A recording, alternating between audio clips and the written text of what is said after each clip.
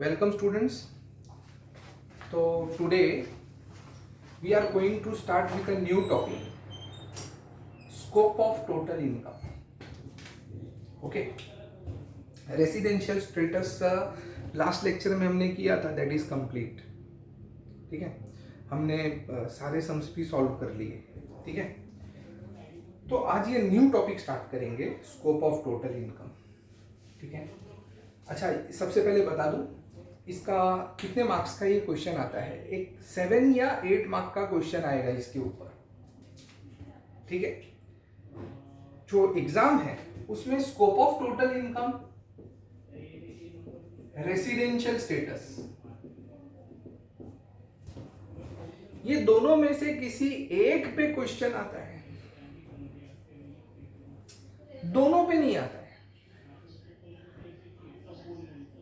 एक पे आएगा, या तो 7 मार्क का एक क्वेश्चन आएगा या तो 8 मार्क का एक क्वेश्चन आएगा. ठीक है, अभी रेसिडेंशियल स्टेटस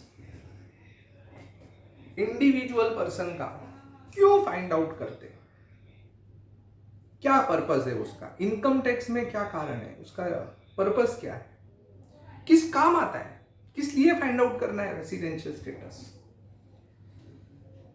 मेरा फर्स्ट लेक्चर देखोगे रेसिडेंशियल स्टेटस का तो उसमें मिलेगा. मैं वापस बता देता हूं, हम लोग रेसिडेंशियल स्टेटस क्यों फाइंड आउट करते हैं. ये पता करने के लिए कि इंडिविजुअल को कौन सा इनकम टैक्सेबल होगा, कौन सा इनकम टैक्सेबल नहीं होगा. देखो, इनकम दो तरह के होते हैं.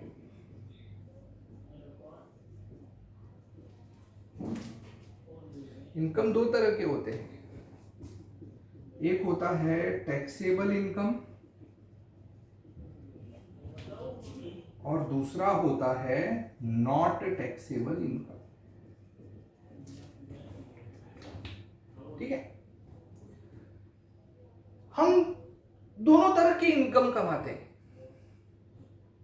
टैक्सेबल इनकम भी कमाते हैं हम, और नॉट टैक्सेबल इनकम भी कमाते हैं.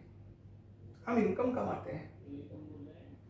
ठीक है, लेकिन जब हमको टैक्स भरने की बारी आती है ना, इनकम टैक्स, तो इनकम टैक्स सिर्फ कौन से इनकम पर लगता है, टैक्सेबल इनकम पे लगता है. नॉट टैक्सेबल इनकम पे टैक्स लगता नहीं है. ये टैक्स फ्री इनकम है. ये ऐसा इनकम है जिस पर आपको एक भी रुपया टैक्स लगेगा नहीं.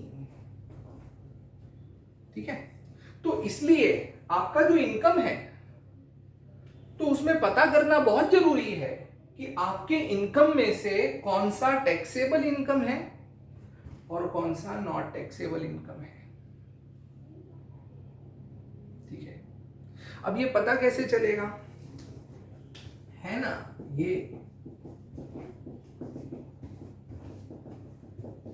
ये देख रहे हैं income tax act 1961, income tax law.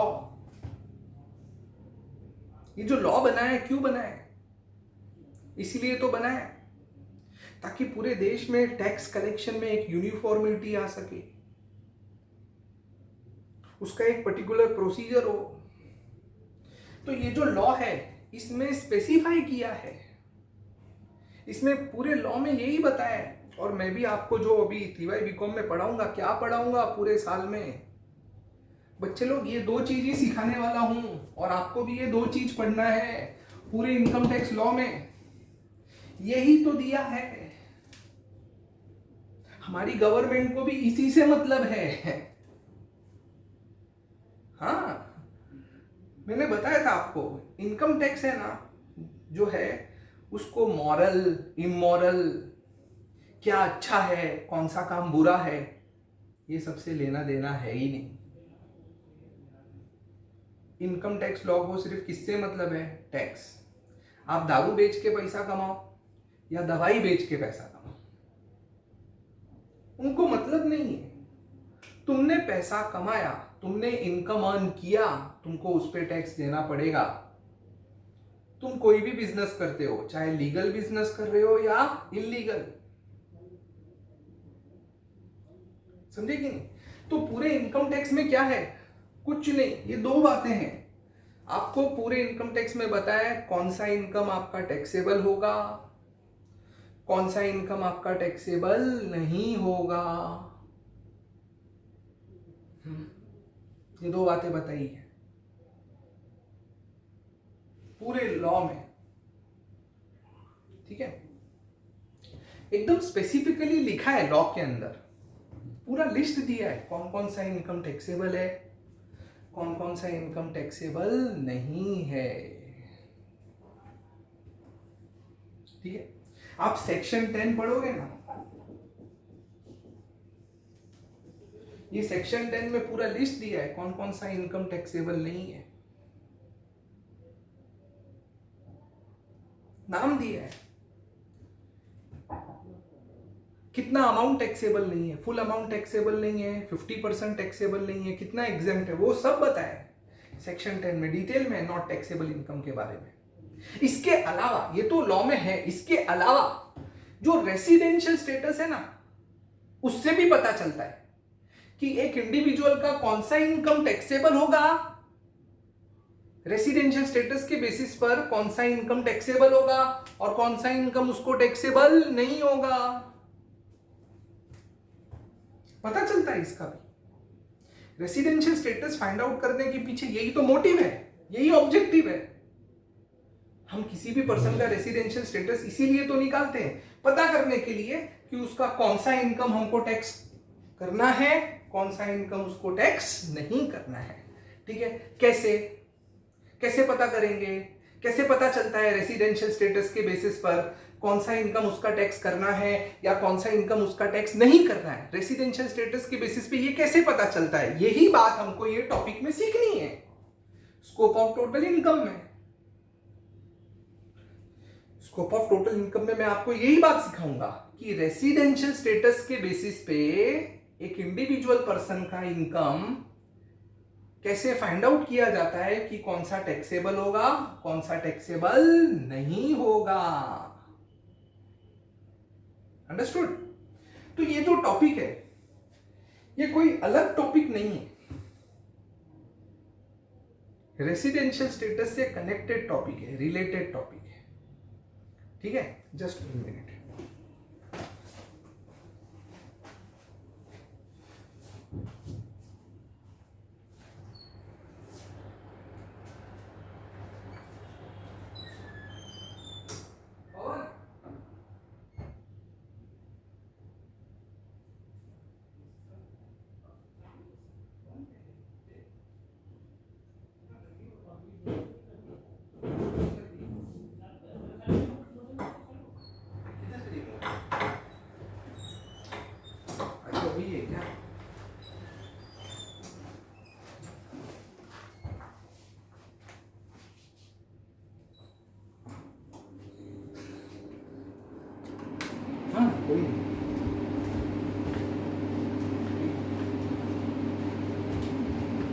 ठीक है, तो स्कोप ऑफ टोटल इनकम में यही तो सीखना है हमको कि रेसिडेंशियल स्टेटस के बेसिस पे कैसे फाइंड आउट करना है कौन सा इनकम टैक्सेबल होगा, कौन सा इनकम टैक्सेबल नहीं होगा, ठीक है।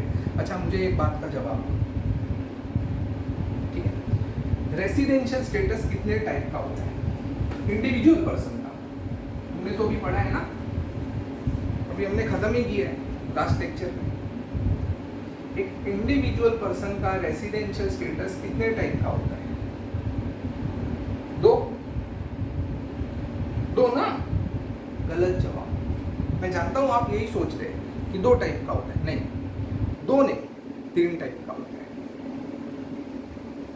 आप फाइनल कंक्लूजन पढ़ो, मैंने जितना भी सम सॉल्व किया है 10, 11, 12, वो सारे सम्स का फाइनल कंक्लूजन पढ़ के कंक्लूजन में फाइनल आंसर लिखते हैं।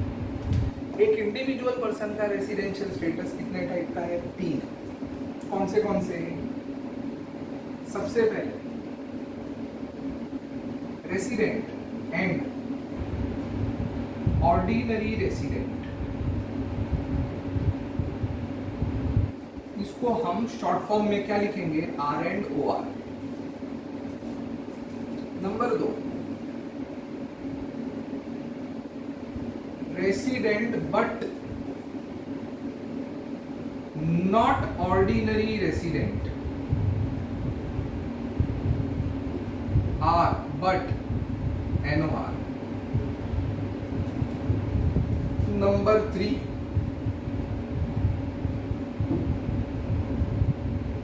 Non resident. बराबर.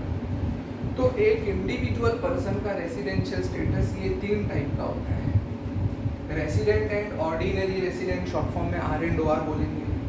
Resident but not ordinary resident. और तीसरा नॉन रेसिडेंट.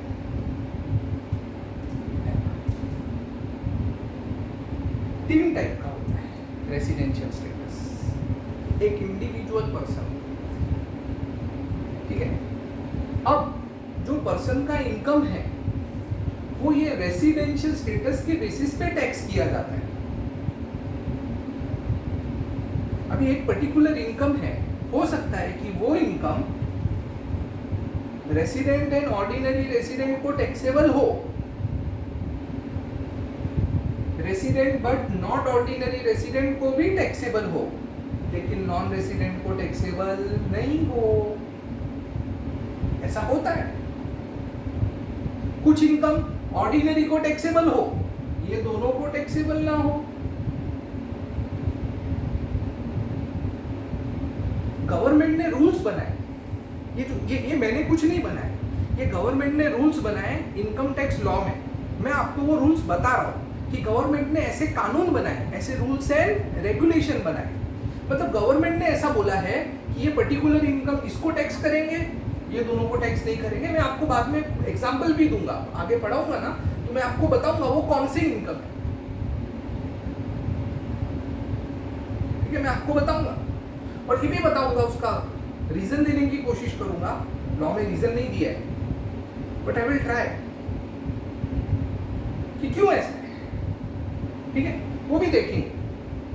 ठीक है, मतलब मैं आपको जस्ट राइट नाउ आप ये समझो कि इनकम रेसिडेंशियल स्टेटस देख के टैक्स किया जाता है. अभी ऑर्डिनरी रेसिडेंट है तो इसको टैक्स होगा, तो हो सकता है कि वही इनकम नॉट ऑर्डिनरी को टैक्सेबल ना हो, नॉन रेसिडेंट को भी टैक्सेबल ना हो. ऐसा होता है. तो वो कौन सा इनकम है ऐसा, तो वो सब हम लोग अभी इनकम के बारे में डिटेल में पढ़ेंगे. रेसिडेंशियल स्टेटस तो समझा कि एक इंडिविजुअल पर्सन का रेसिडेंशियल स्टेटस ये 3 टाइप का होता है. अभी हम जरा इनकम के बारे में पढ़ते हैं. जैसा आपको पता है इनकम किसको कहते हैं, आप जो भी रिसीव करते हैं, जो कमाते हैं प्रीवियस ईयर में, आपने जो भी इनकम रिसीव किया है या आपने अर्न किया है, अर्न और रिसीव. लेकिन रिसीव का मतलब ये मत निकालना, रिसीव का मतलब है कि वो आपको वापस नहीं करना है, रिटर्न नहीं करना है. आपने रिसीव कर लिया, वो आपका हो गया. अब जैसे लोन, हम लोन भी रिसीव करते हैं, लेकिन वो बाद में 2 साल बाद, 3 साल बाद, 5 साल बाद वो रिटर्न करना होता है. तो ये इनकम नहीं है, ये लायबिलिटी है. इनकम यानी आपने रिसीव किया, आपको मिला, वो आपका हो गया, आप उसे खर्चा कर सकते हैं. You are the owner of that money, तुम्हारा हक है. तो इनकम किसको बोलते हैं, या तो आपने रिसीव किया है प्रीवियस ईयर में या अर्न किया, कोई भी इनकम, चाहे वो कैश में हो, काइंड में हो या बेनिफिट्स के फॉर्म में हो. जरूरी नहीं कैश रिसीव करेंगे तो उसी को इनकम बोलेंगे. ठीक है. अभी आप ऑफिस में काम करते हैं, आपके मम्मी डैडी, तो दिवाली में आपको कोई गिफ्ट्स मिलते हैं ऑफिस में से, या आपने कोई टारगेट पूरा किया, टारगेट अचीव किया तो आपको मिक्सर ग्राइंडर मिलता है इनाम में, मोबाइल फोन इनाम में मिलता है, आपको गिफ्ट्स मिलते हैं, आपको रिवॉर्ड मिलता है ऑफिस में. आपने मेहनत किया, एम्प्लॉय ऑफ द मंथ, तो आपको एक रिवॉर्ड मिलेगा, इनाम मिलेगा. अब वो इनाम हो सकता है आपको कैश में मिले तो ठीक है, काइंड में मिले तो क्या उसको इनकम नहीं बोलेंगे, तो भी उसको इनकम बोलेंगे. तो इनकम का मतलब क्या, एनीथिंग दैट यू अर्न और you receive in the previous year is your income, वो आपका इनकम माना जाता है. अभी देखा जाए ना तो इनकम 2 तरह का है.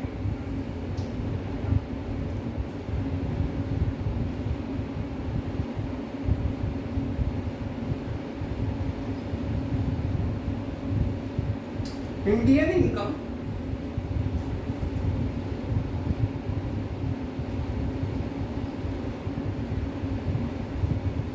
Foreign income.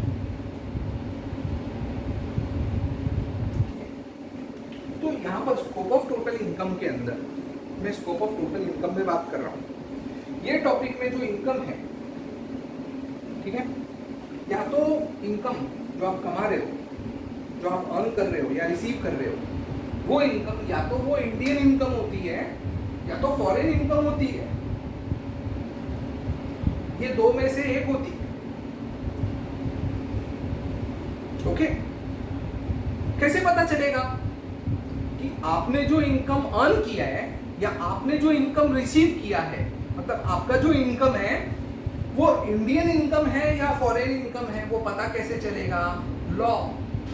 लॉ में वो डेफिनेशन भी दिया है, उन लोग ने बताया है कैसे पता करना है। आपको अपना दिमाग नहीं लगाना है ना, मैं अपना दिमाग लगा रहा हूं। जो लॉ में लिखा है मैं आपको वो बता रहा हूं। तो लॉ में लिखा हुआ है कि कैसे पता करना है कि कौन सा इनकम इंडियन इनकम है, कौन सा फॉरेन इनकम है। तो उन लोग ने डिफाइन किया है, इंडियन इनकम को डेफिनेशन दिया है, उसका बताया उन्होंने कि किसको इंडियन इनकम बोलेंगे, क्या क्राइटेरियाज क्या फुलफिल होने चाहिए इंडियन इनकम कहलाने के लिए, फॉरेन इनकम कहलाने के लिए क्या क्राइटेरियाज होने चाहिए। उन लोग ने लॉ में दिया हुआ है, मैं आपको सिर्फ वो बता रहा हूं। अब इंडियन इनकम किसको कहते हैं, ध्यान से देखो। इनकम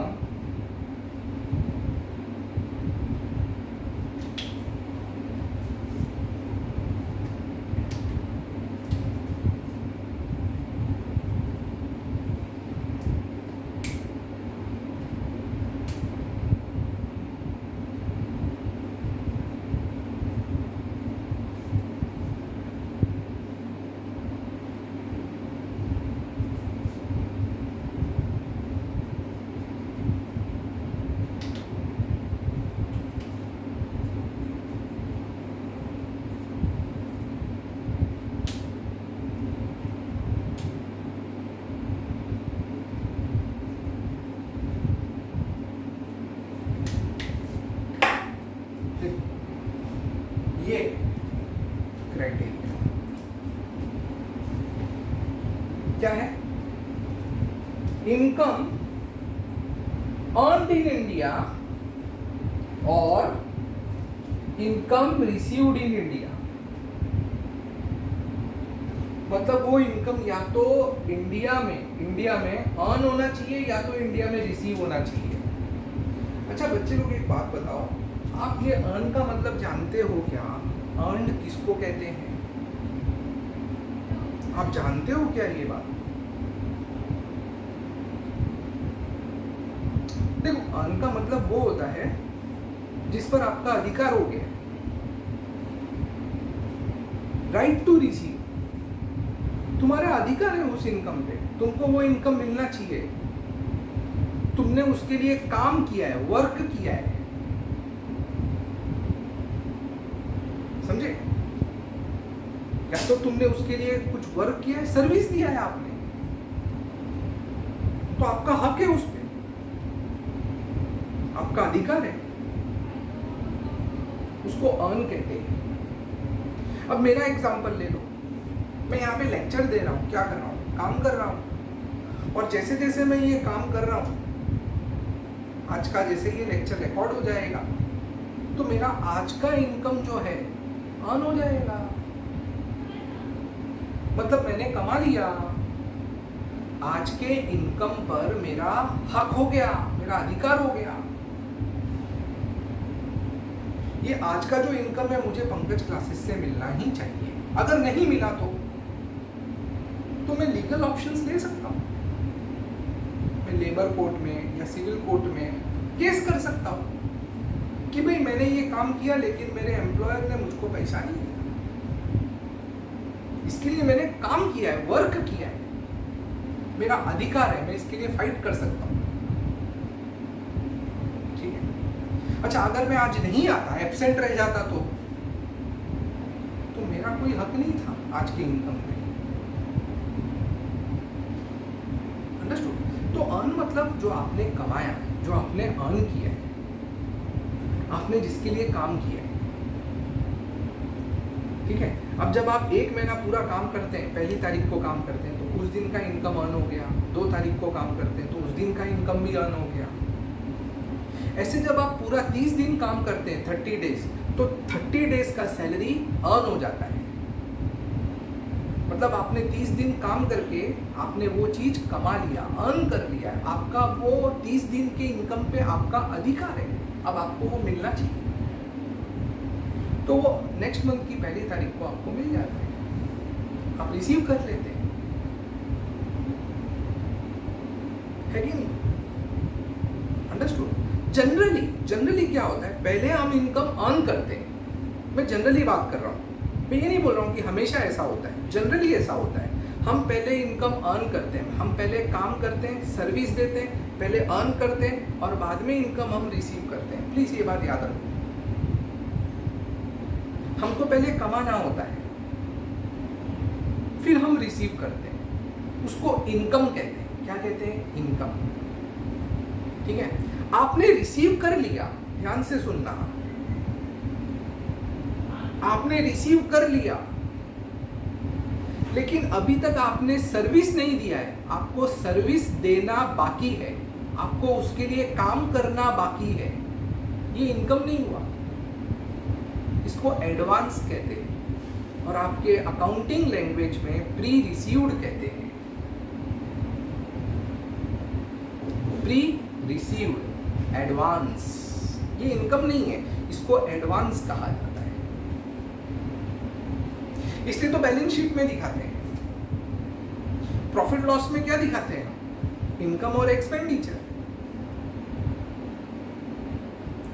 प्री रिसीव्ड कभी हम प्रॉफिट लॉस में नहीं दिखाते क्योंकि वो इनकम नहीं है, वो तो एडवांस है, इसलिए उसको बैलेंस शीट में दिखाया जाता है। अंडरस्टूड? वो अकाउंट्स की बात थी, मैं आपको जस्ट एक डिफरेंस बता रहा था, एक्सप्लेन कर रहा था। तो इनकम यहां पर तो उसको भी इनकम ही मानेंगे। ठीक है, अब देखो, अब ये इनकम हो गया, आपने अर्न किया, रिसीव किया, बराबर। कभी कभी आप क्या करते हैं, रिसीव पहले कर लेते हैं, वर्क करना बाकी है या वर्क बाद में करते हैं, और आपने अगर बाद में उसको वर्क कर लिया है, काम कर लिया है, सर्विस दे दिया है, तो फिर वो आपका इनकम हो गया। आपने सर्विस भी दे दिया है, आपने रिसीव भी कर लिया है, वो आपका इनकम है। लेकिन आपने रिसीव किया है लेकिन सर्विस देना बाकी है, तो वो एडवांस है, बराबर है। तो यहां पर क्या बोला है, अर्न का मतलब समझाना। अर्न मतलब कमाना, कमाते कैसे हैं? Right to receive. अर्न मतलब right to receive. Right to receive कब मिलता है? जब आप वर्क करते हैं, आप सर्विस देते हैं, तो आपका राइट टू रिसीव हो जाता है, बराबर। आपने मतलब अर्न कर लिया, कमा लिया। ठीक है, तो ये इंडियन इनकम की जो परिभाषा है, डेफिनेशन है, वो क्या कहता है कि हम इंडियन इनकम किसको बोलेंगे? अर्न और, ये और याद रखना, और रिसीव्ड, अर्न इन इंडिया और रिसीव्ड इन इंडिया। मतलब वो इनकम या तो इंडिया में अर्न होना चाहिए या तो वो इनकम इंडिया में रिसीव होना चाहिए। अर्न और रिसीव दोनों नहीं, दो में से कोई एक भी इंडिया में होगा तो हम उसको इंडियन इनकम मान लेंगे।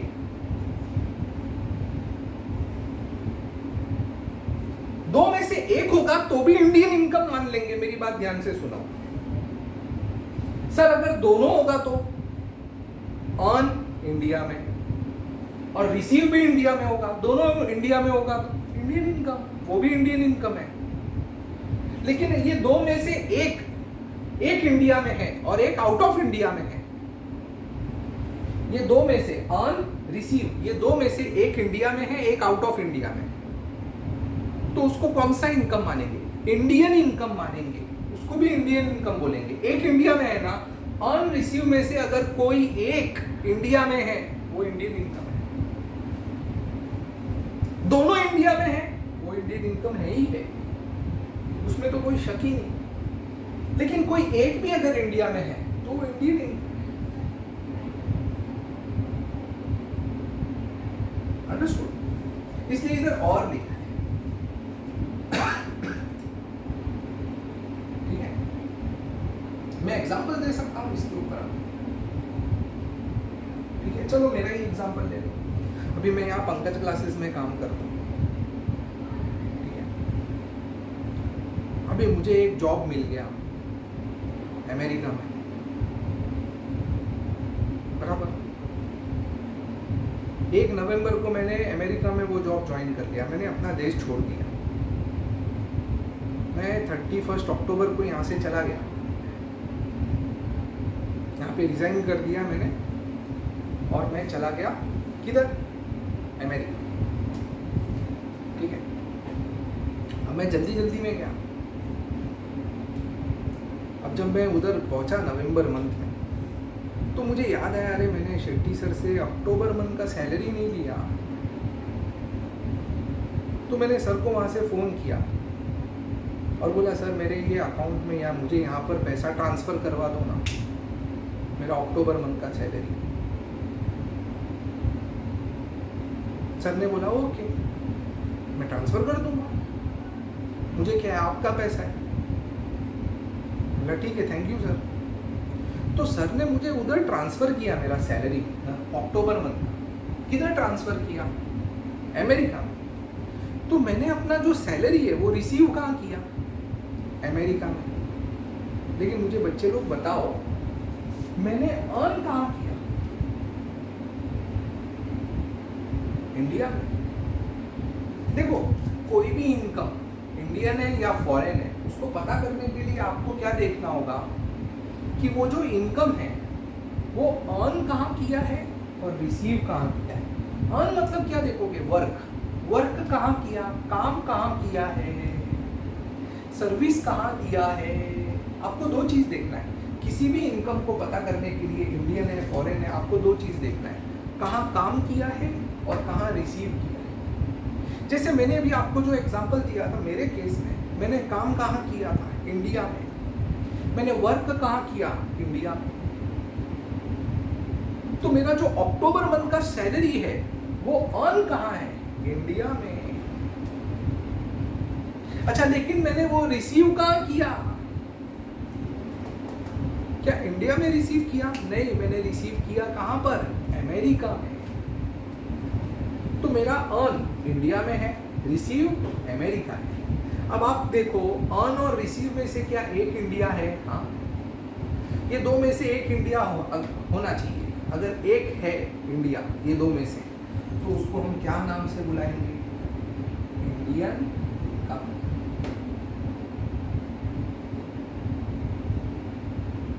ठीक है, चलो। अभी मैंने नवंबर, दिसंबर, जनवरी, फरवरी, मार्च अमेरिका में ही रहा, ठीक है, मार्च 2021। लेकिन मुझे अमेरिका जमा नहीं जमा। बस आप जैसे अच्छे स्टूडेंट कहाँ मिलेंगे, कहीं नहीं मिलेंगे। सर खराब भी पढ़ाए तो भी बेचारे अच्छे से क्लासरूम में कैसे हमेशा हाँ ही बोलते हैं, चाहे समझ में आया हो या नहीं। उनसे कभी भी पूछो, इतने प्यारे बच्चे हैं, 100 बार पूछो, समझा? ना बोलते ही, इतने प्यारे बच्चे आते हैं, सच में। तो मैं क्या कहना चाहता हूँ, हाँ, तो मैं इंडिया आ गया 1 अप्रैल को। दिन भी अच्छा है, अप्रैल फूल। 1 अप्रैल को मैं इंडिया आ गया, ठीक है। मैं जल्दी में आया, ठीक है। यहाँ पर आया तो मुझे पता चला, अरे मार्च मंथ का सैलरी नहीं लिया मैंने। तो मैंने इंडिया से फ़ोन घुमाया अपने एम्प्लॉयर को जो अमेरिका में था, और बोला कि भाई मेरा मार्च मंथ का सैलरी ड्यू है, मैंने लिया नहीं, मुझे इंडिया में भेज दो।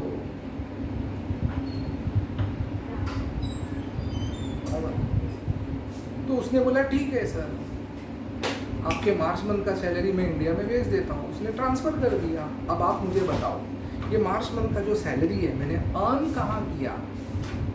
अर्न मतलब वर्क। आपको 2 चीज़ देखना है। देखो, कभी भी आपको पता करना हो इंडियन इनकम है या फॉरेन इनकम, एकदम शॉर्टकट तरीका बता, बहुत सही। ये आप ये तरीका अपनाओ कि कभी आपसे गलती नहीं हो। 2 चीज़ देखो, वर्क, रिसीव। बताओ, मैंने मार्च मंथ वर्क कहाँ किया, काम कहाँ किया? अमेरिका में। तो अर्न अमेरिका माना जाएगा। क्योंकि मैंने सर्विस वहां दी, मैंने वर्क वहां पर किया है, तो मेरा जो इनकम अर्न है वो अमेरिका माना जाएगा, बराबर। अच्छा, रिसीव कहां किया मैंने? इंडिया। अब देखो इस एग्जांपल में अर्न अमेरिका है, रिसीव इंडिया है। अर्न रिसीव में से क्या एक इंडिया है? हाँ, तो मेरा ये जो इनकम है ये भी क्या माना जाएगा? Indian income. इसको भी इंडियन इनकम बोलेंगे। मैंने बोला ना, इनके रूल्स के हिसाब से जाना है। इन्होंने इंडियन इनकम के लिए क्या रूल बनाया है? अर्न रिसीव, ये दो में से एक इंडिया होना चाहिए। बच्चे लोग, आप लोग इसको देख लो, कॉपी कर लो, मैं साइड में हट जाता हूँ, ठीक है, फिर मिटा देंगे। आज का लेक्चर हम लोग इधर स्टॉप करते हैं। इंडियन इनकम हमने डिस्कस कर लिया। नेक्स्ट लेक्चर में हम लोग क्या डिस्कस करेंगे? Foreign income. Okay, bye.